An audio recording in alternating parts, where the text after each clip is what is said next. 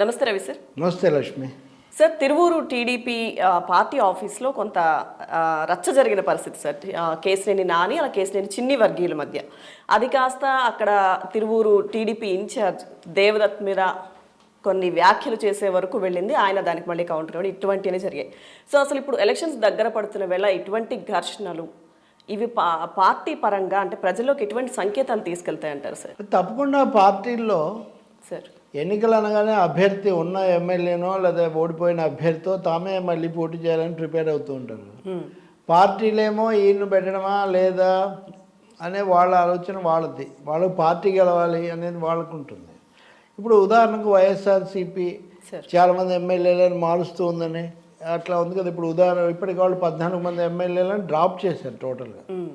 మిగతా వాళ్ళను ఇక్కడి వాళ్ళని అక్కడికి, అక్కడి వాళ్ళని ఇక్కడికి, ఎంపీలను ఎమ్మెల్యేలు ఎంపీలు ఇటువంటివన్నీ చేశారు.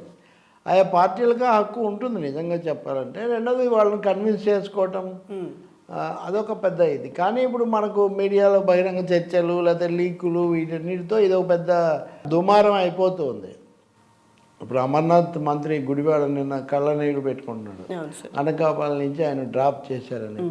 ఒకరో ఇద్దరో వీళ్ళు ఇప్పుడు ఆల్ రామకృష్ణారెడ్డిని షర్మిలతో పోతే వెళ్తా అని, ఇంకా నిన్న ఎమ్మెల్సీ రామచంద్రరెడ్డి టీడీపీలో చేరటం ఇట్లాంటివి జరిగాయి. సో మీడియాలో వైసీపీలో చాలా తీవ్రమైన ఇది వస్తూ ఉంది. ఇది అంతా జగన్ మీద వ్యతిరేకత. రెండోది జగన్ మారక్కర్లేదా, వీళ్ళందరినీ మారిస్తే చాలా, ఇట్లాంటివి చాలా నడుస్తున్నాయి. మల్లాది విష్ణుని మార్చారు, విజయవాడ సెంట్రల్ అక్కడికి ఇలా వెల్లంపల్లి శ్రీనివాసం తెచ్చారు, అక్కడ బంగవీటి రాధాను అకామిడేట్ చేయడానికి ఇదంతా చేశారండి. సో ఇవన్నీ చూస్తే వైసీపీలో జరిగేవి తెలుగుదేశానికి సంతోషం కలిగించవచ్చు. కానీ నేను ముందు నుంచి చెప్తున్నా, ఒక దశ రాగానే తెలుగుదేశంలో కూడా ఇట్లాంటివి మొదలవుతాయని.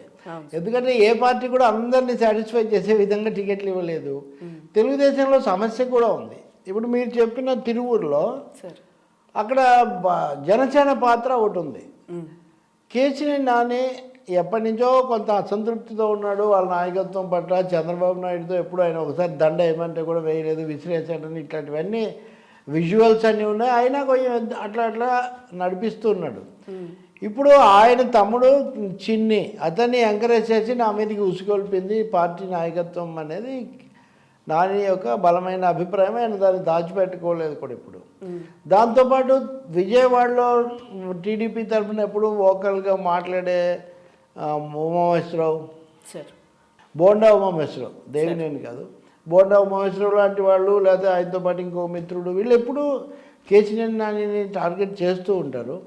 పార్టీ అంటే నాని కాదు, అసలు నిలబడింది మేము, మమ్మల్ని ఎవరు ఆపుతారో తెలీదు, నేను ఇక్కడే పోటీ చేస్తాను, ఒక తెలుగు అంటే ఎవరి తరఫున చేస్తారంటే తెలుగుదేశం తరఫున చేస్తాను, అది ఆప్షన్ 1, లేకపోతే ఆప్షన్ 2, అది నేను చెప్పనని బుద్ధా వెంకన్న అలా అన్న పరిస్థితి. బోండా కూడా ఆ శిబిరంలోనే ఉంటారు, కొంచెం వీళ్ళతో ఏమి ఉంటారు. కాబట్టి ఇలాంటి పరిస్థితుల్లో కేశినేని అనేది నేను తగ్గబోను అని ఆయన ఉన్నాడు. మొన్న అవినీతి పరులందరూ పార్టీని ఆశ్రయించుకొని బతికేశారు, వీళ్ళకి ఎవరికేం తెలియదు, వీళ్ళు చేసేది లేదు, కానీ అంత పార్టీ నష్టపోతుంది, నేను ఇలాంటివి ఏవి అనుమతించను, 100 కోట్లు ఖర్చు పెట్టాను నేను ఇప్పటికీ అనే పద్ధతిలో ఆయన అసంతృప్తిగా మాట్లాడాడు. సో ఇప్పుడు తిరువూరు పరిణామాలు దాన్ని కొనసాగింపు అనుకోవాలి మనం. ఇంకా తిరువూరులో ఒక ఫ్లెక్సీ పెట్టారు, ఆ ఫ్లెక్సీ మీద కేశినేని నాని బొమ్మ లేదట. అంటే అటువైపు వాళ్ళు పెట్టారు కాబట్టి బహుశా వాళ్ళు చిన్ని వాళ్ళు పెట్టి ఉంటారు, ఇది లేదు. లేకపోతే ఆయన వర్గీయులు దాని మీద రెచ్చిపోయి ఆ ఫ్లెక్సీని చించేశారు. ఆ చించేసినప్పుడు అక్కడ పవన్ కళ్యాణ్ బొమ్మ కూడా ఉందంటే, మీరు పవన్ కళ్యాణ్ బొమ్మ చింపారని ఆయన జన సైనికులు రెచ్చిపోయారు. ఆ విధంగా అది ఒక పెద్ద ఘర్షణకు దారితీసింది. ఇది ఒక చిన్న శాంపుల్ లాంటిది. పార్టీలలో భిన్న వర్గాల మధ్య సాగేటటువంటి గొడవ ఒకటైతే, ఎవరికి టికెట్ ఇవ్వాలి, ఎవరిక్కడ చక్రం తిప్పుతారు అనే దానివల్ల ఉత్పన్నమవుతున్న ఉద్రిక్తత కూడా ఇది. అంటే ఈ రకమైన వాటికి పెద్ద కాస్త ముందు వెనక తప్ప ఏ పార్టీ కూడా వీటిని తప్ప, అంటే ప్రధానమైన 3 పార్టీలు, జనసేనలో కూడా అలాంటి పరిస్థితి రావచ్చు. ఎందుకంటే అది కనీసం ఇంత ఆర్గనైజ్డ్ పార్టీ కూడా కాదు, కేవలం పవన్ కళ్యాణ్ అభిమానులు అన్న అంశం మీద ఆధారపడి ఉంది. కాబట్టి జనసేన అభ్యర్థులను ప్రకటించాక పరిస్థితి ఎలా ఉంటుందో మనం అది కూడా చూడాల్సి ఉంటుంది. సార్ అయితే కేశినేని నానిగారు గతంలో కూడా అన్నారు కదా సార్, అంటే చిన్ని వర్గీయులతో కొంత ఘర్షణ సందర్భంగా మాట్లాడడం జరిగింది. ఇప్పుడు నిన్న జరిగిన ఈ ఇష్యూలో మాట్లాడినప్పుడు కూడా ఆయన చాలా భరించాను, ఇప్పటికే పార్టీ బాగుండాలి, చంద్రబాబు గారు బాగుండాలని చాలా వరకు భరించాను, నన్ను ఇలాంటి మాటలు అంటున్నారు అనడం, మళ్ళీ ఇప్పుడు అక్కడ దేవదత్ రియాక్షన్ కూడా ఆయన కూడా మాట్లాడడం జరిగింది సార్. అంటే ఇన్ఛార్జ్ అతను, ఆ దేవదత్ అనే అతను సరైన వ్యక్తి కాదు, అయినా అతన్నే పెట్టారు, అతను వల్ల ఏం ఉపయోగం లేదు, మీరు అన్నట్టుగా నేను చాలా పనిచేశాను, భరించానంటే నన్ను అవమానించారు, అదే నేను చెప్తుంది. ఇప్పటివరకు వాళ్ళందరూ మాట్లాడింది ఈయన మీదే కదా. కాబట్టి ఇప్పటికే గొడవ ఉంది, మీరు ఇంకా దాన్ని పెంచుతున్నారు, నేను ఇంకా ఆగను అని. మీరు చిన్నినే ఎంకరేజ్ చేస్తే నేను తప్పకుండా ఘర్షణ పడాల్సి వస్తుందని కేశినేని పరోక్షంగా చెప్తున్నాడు. మూడవది, తన పార్లమెంటరీ నియోజకవర్గ పరిధిలో వాళ్ళ ఇష్ట ప్రకారం ఎవరెవరినో రుద్దితే తను ఒప్పుకోను అనే రెండో మెసేజ్ కూడా ఆయన ఇస్తున్నాడు. ఇది విజయవాడకు సంబంధించి. ఇతర చోట్ల కూడా ఇలాంటి సమస్యలు ఉన్నాయి, ఇంకా లేవని కాదు. ప్లస్ తెలుగుదేశం పార్టీ కూడా చాలా రోజులుగా ప్రతిపక్షంలో ఉండడం వల్ల అకామిడేట్ చేయాల్సిన అవసరాలు, సమస్యలు చాలా ఉన్నాయి. ఓ 30 మంది, ఓ 30 సీట్లు జనసేనకి ఇస్తే ఓ 27 నుంచి 30 వరకు, అవన్నింటిలో తెలుగుదేశం వాళ్ళు అసంతృప్తి చెందుతారు. బీజేపీకి కూడా కుదుర్చుకొని వాళ్ళకు కూడా 7-8 ఇస్తే అవి కూడా తగ్గుతాయి.